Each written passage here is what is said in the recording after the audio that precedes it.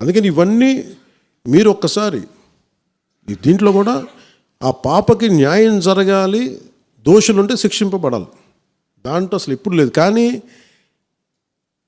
ఇలా ఒత్తిడి పెట్టాల్సిన వారికి కూడా నా విన్నపం ఏంటంటే, మీరు అసలు ఈ కేసు ఎవరి వల్ల బయటకు వచ్చింది మీరు చెప్పండి.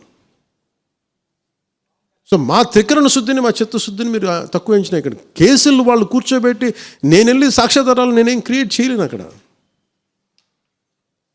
గత ప్రభుత్వం చేసిన తప్పులు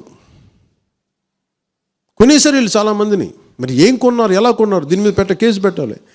ది లెట్ ఎంటైర్, ఇది నా ఒక్కటి కేసు కాదు, ఇది ఎంటైర్ సొసైటీ కేసు, ఇది సిచ్యువేషన్.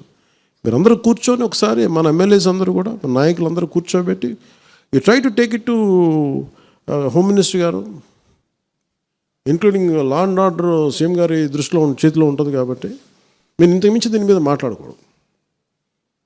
ఎందుకంటే నేను శిక్ష పడాలని కోరుకుంటాను. ఇంతకుమించి కాకపోతే ఏమైపోతుంది, నా మీద నన్ను లాగడం చాలా తేలిక అందరికీ. ఎందుకంటే నేను మెత్తని మనిషిని కదా, నా మీద రాళ్ళు వేసేయండి ఈజీ, నా చొక్కా పట్టుకొని ఈజీ. అదే గత ప్రభుత్వం ముఖ్యమంత్రిని పట్టుకోమని చెప్పండి, ధైర్యం కూడా చేయరు, ఇప్పటికీ ధైర్యం చేయరు.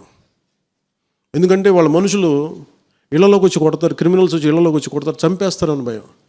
మనం ప్రజాస్వామ్యం కదా, మనం భరించాలి. అందుకని దయచేసి దీన్ని మీరు ఒకసారి కూర్చోబెట్టి, ఒకసారి మన గౌరవ శాసనసభ్యులు, మంత్రివర్గ సహచరులు, లెజిస్లేటివ్ కౌన్సిల్ మెంబర్స్, పార్టీ నాయకులు అందరూ దీని మీద ఒకసారి, స్పోక్స్ పర్సన్స్, వీర మహిళా నాయకులు, వీరందరూ ఒక్కసారి కూర్చోబెట్టి ప్రతి ఒక్కరు కూడా దీని మీద, ఇది ఎందుకంటే ఇది ఒక కేసుగా చూడకండి, ఇది గర్ల్ చైల్డ్ తాలూకు ప్రొటెక్షన్ చాలా ఎసెన్షియల్. అందుకని దీన్ని సోషల్ మీడియా యాక్ట్ కానీ ఇవన్నీ మాట్లాడాలని పొద్దున్న నిర్ణయించుకున్నాం. ఇది ఒకసారి మీ దృష్టికి తీసుకొస్తాను.